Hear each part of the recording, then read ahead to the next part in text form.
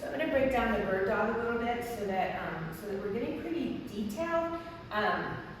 Because this exercise is not like one of those that you're just going to power through. It really does deserve some detail and some meticulousness. So when we come into this position, we want to first make sure that we're not tucking our tailbone.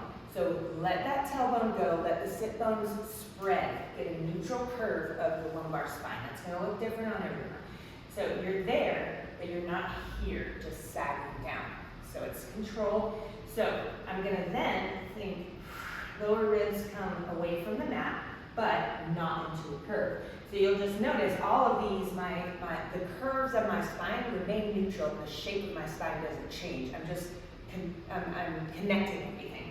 So then lower ribs come up. Then you're going to think same thing. The ribs come up into the shoulder blades, or you can think about pushing the mat away. Now, for some reason, when I say push the mat away, a lot of people do this, and I don't really know what that's about. So push the mat away from you, but don't curl up.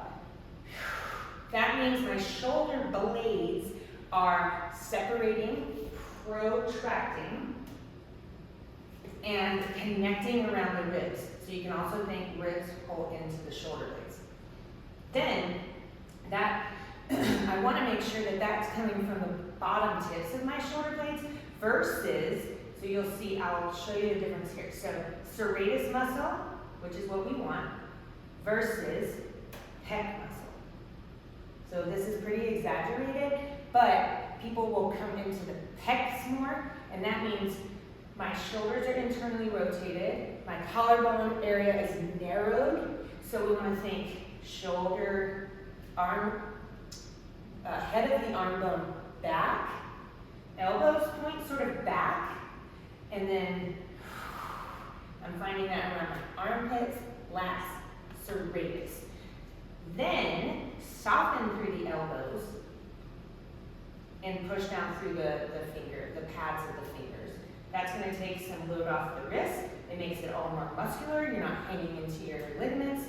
So untuck the tailbone, ribs connect to the shoulder blades, arm bones are rolled back, collarbone area is wide, chest is proud and forward, and now my neck position is neutral. So I'm looking like 6 or 8 inches in front of my fingertips. We don't want to pull in like this. That's just shearing the joints. So we want a nice controlled neck. We don't want this hanging. We want it nice and controlled and looking just forward. So you have this pretty neutral curve of the cervical spine, but not a bend or a hinge in the cervical spine. So this is helpful for any weight-bearing exercise. So quadruped, like I was just in, plank, bear hovers with your knees hovering. So any of those movements, you want all those same cues.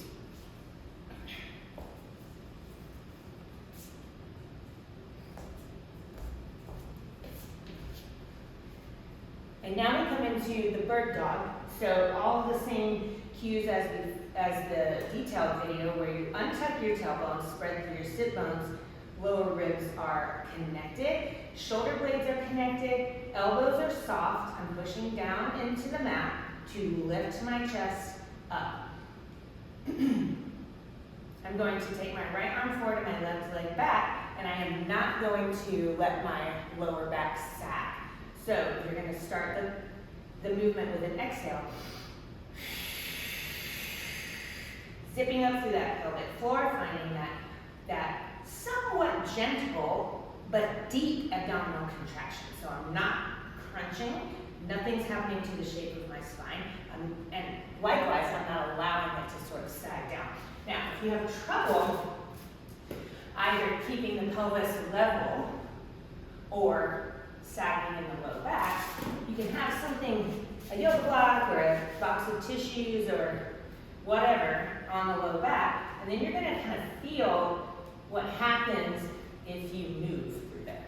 So that's a little bit of a tactile cue for that.